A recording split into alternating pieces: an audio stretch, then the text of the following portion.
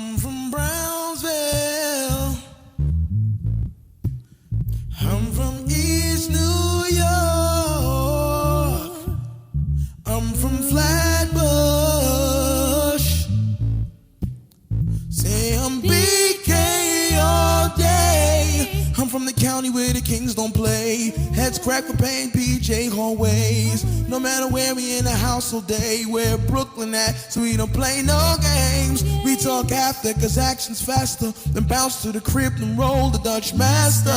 Blow it out, breathe it in. Shake that spinach with a Heineken. Been around the world and I never seen a place like BKNYY. We get it in on the regular, so non-secular. The Brooklyn way's true religion. The Brooklyn way to rock from true religions. Past the waistline, coast fit, shot to precision. Hustlers without a pot to piss and grind hard. Keep your mind on your mission. I'm from Brooklyn. I'm from Fort Greene. I'm from Canarsie too. I'm from Crown Heights. Say I'm BK all day. I'm from the borough where the Dodgers play. And now and then you got a Dodger stray. Labor Day at the Parkway Way. Brooklyn, stand up and scream aloud if you feel me. We make a meal out of $1.25. 2 honey buns and a red quarter water. That's how it is where I live. Keep it moving, keep it positive. It's Brooklyn in the house without a doubt. We the borough with clout, everybody up about. We the thorough with South, you don't know, check it out. And our MC Mike management is impeccable. We notorious for doing it big. Smash and mash out, posse, saluting the pigs. Hold your breath, most deaf players, stay in your lane. Brooklyn, pimp the game, feel the wrath of the cane. I spit Brooklyn. I'm from Bed-Stuy. I'm from the 90s too. I'm from Red Hook. Say I'm BK all day. See, no matter where we gon' shine. Rep your hood, cause I'ma rep mine. It's all good when you cross the line and find out what they mean by the Brooklyn swagger. Clock like Seiko, make them pesos. You better go and lay low when they say so. When out of towners wanna down us, I say BK all day. From the plaza, the Pink House Projects, where they boost and bootleg to turn over a profit. But righteous street profits still digging your pockets. Cause missionary work don't pay like the black market. Flatbush, Church Ave, Marcy, Nostrand, Bed-Stuy, summertime, corner store posting. Worship in Crown Heights, rhyming in the 90s. Wherever I'm roam, see Brooklyn's my home, I'm so Brooklyn. I'm from Park Slope. I'm from Bushwick too. Starrett City. Say I'm BK all day. I'm from Greenpoint. Coney Island too. I chill downtown, downtown. See, I'm BK all day. Hi, this is KitapMusicSessions. I'm with Edson, Sean, Omni Blaze, Gerald, the Jam Man, the Music Man, and we just performed BK All Day, which is an original off of his latest project. And I'm going to ask him a few questions before he tells you more about this project that he has going on. So, thank you so much for joining us. Thank you for having me. So when I first met you, you were known as, I knew you as Omni Blaze. I did not know your name was Gerald. Right. And I didn't know that for a while. And then when I started to hit you up on social media, I noticed that everything said Edson Sean. So I was like, oh, I don't know what's going on here. Right. So, what's up with Omni Blaze? Is that still alive? Is that... Well, I mean, Omni Blaze is always there because that was, I started, a lot of my music creation with that, but the name is not. See, what I realized is, as artists, you struggle with on-stage persona, off-stage persona, and I didn't want to have to do that anymore. So what I said was I was going to get rid of the stage name and just use two of the 4 names that my mom gave me. So I have 4 names. My 2 middle names are Edson Sean. And so I use those as my stage name so that my on-stage persona and my off-stage are the same person, just me. I'm wondering why specifically you picked this song. BK All Day, it's an original of yours, so why that song?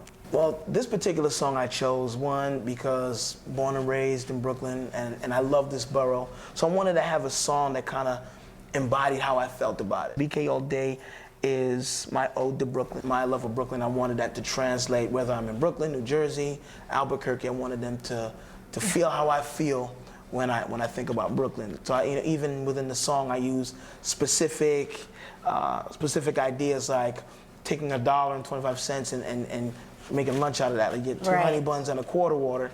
You can do that at any bodega. Anybody that grew up in Brooklyn, 80s, 90s, even now, is familiar with that. So that's why I chose this particular song. I even mentioned the different areas and sections of Brooklyn, so I try to give everybody a shout out. I know I didn't get all of them, but yeah.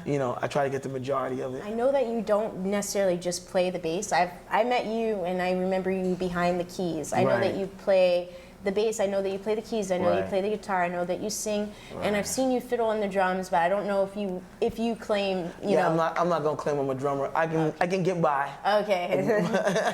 Well, what is it about? So you did bring the bass today, and we performed your song just on bass. And what is it about the bass that you have an affinity for that draws you to it? Well, the bass, first off, that's my most favorite instrument. And that's because when you think about music, especially live performance music, the first thing that people respond to are the drums and the bass. So the drums and the bass dictate how that song feels. So if I'm playing, the keyboardist, whoever's playing, a jazz progression, but I play hip-hop drums on it and the bass is matching up with the kick, you have a hip-hop song. You can take a song and, the guitarist is doing, a rock riff, right? But if you don't use the big rock drums, you play a hip-hop drum over that and you play the bass line, the bass is playing along with the kick drum, you now have a hip-hop song that sounds like it's got a rock sample on it.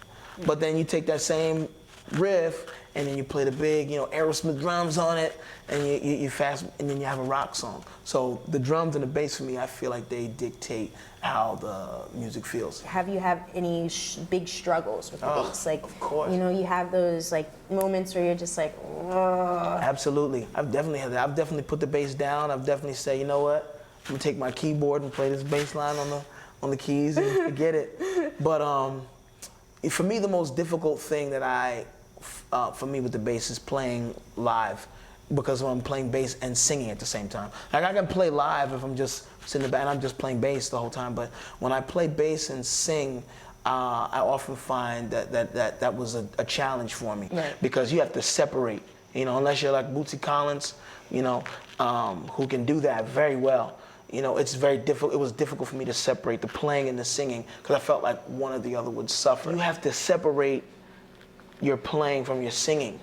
And I felt like it was a point where I can really go in on the bass, but then my vocals would suffer. Right. Or if I really go in on the vocals, then the bass would suffer somehow. So it was, the difficulty I was having the performance sound seamless while I'm playing the bass and singing, And how did you get through that? That's just repetition, man. My breakthrough with that basically came through other musicians, giving me that, hey, you know what?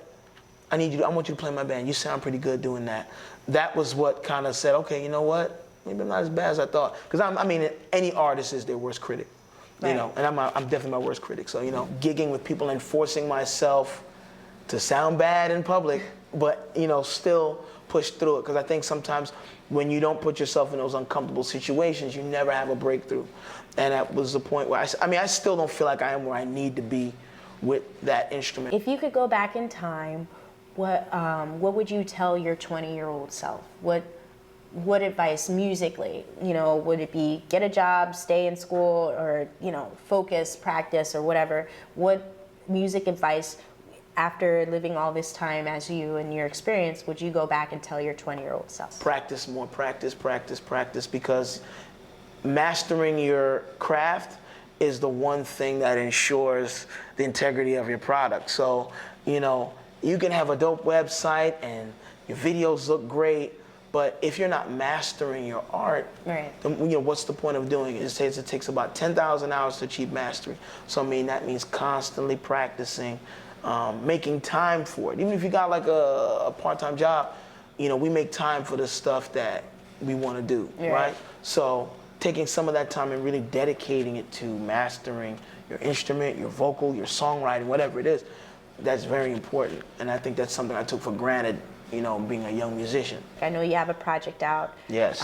You just released it November 12th, 2015. Shout out to the Kimberly Project for hosting it. That's in Brooklyn. Thank you, Kimberly Joseph. Yes. And just give us a brief synopsis of your project. So the project is called In the Pursuit of Magic, and for me, magic is success, financial freedom, that amazing performance, or the amazing band that I have called The Experience. It reflects stories about love, about lost love, about, you know, mistakes made and learning from them. There's also a song on there called Wake Up, who's also featuring BD3, and that talks about the social climate right now. Like, we really need to wake up and embrace the fact that we are under attack in our communities, and we need to get together and really embrace that idea. We need to police ourselves. You know, we can't expect outsiders to treat us any differently if we're not doing it. So those are all of the type of things that I wanted to put on this particular project. This is one of my most personal projects because it's, you know, a long time in the making, and there's a lot of life changes that happened during that process, you know. But yeah, and so this is the actual project here. And I'm not making, it's not a CD. This is a flash drive, and the title of the album is on the front. It's leather bound, it's nice, sturdy chrome flash drive. Woo. And on the back, it has the website, which is where you can order your copy, the physical copy, on www.edsonshawn.com. And you can also download the digital copy there.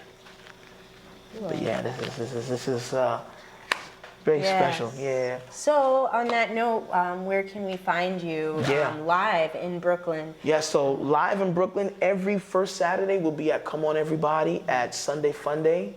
For right now, that's our most consistent thing. We're trying to get some stuff geared up for the new year, so just stay tuned. Subscribe to the website, www.edsonshawn.com, to find out where we'll be playing next. Yeah, and some more to come. The Experience album is next. That's the band project. Yeah. I'm excited about Pretty much The Experience, real quick, is like a musical Super Friends. Oh. So we have myself, we have Aaron Maya, who's a dope vocalist, and we have BD3, who's a dope MC. So we have vocalist, MC, and then I am the bridge between the two. Yes. And so we just go out and we have fun. We have a dope drummer, Justin Sweeney. We have a bass player, Monet Mitchell, and then we also have a trumpet player, Ron Thornton. We have another guitarist that we have sitting in with us, Tony Bunch. So we just have a whole lot of fun, man. And yeah, so follow us at The Experience, because that's the next project that's going to be coming out. And I'm signing off. This is Kita P Music Sessions, December 2015. Everything bass, The Pursuit of Magic.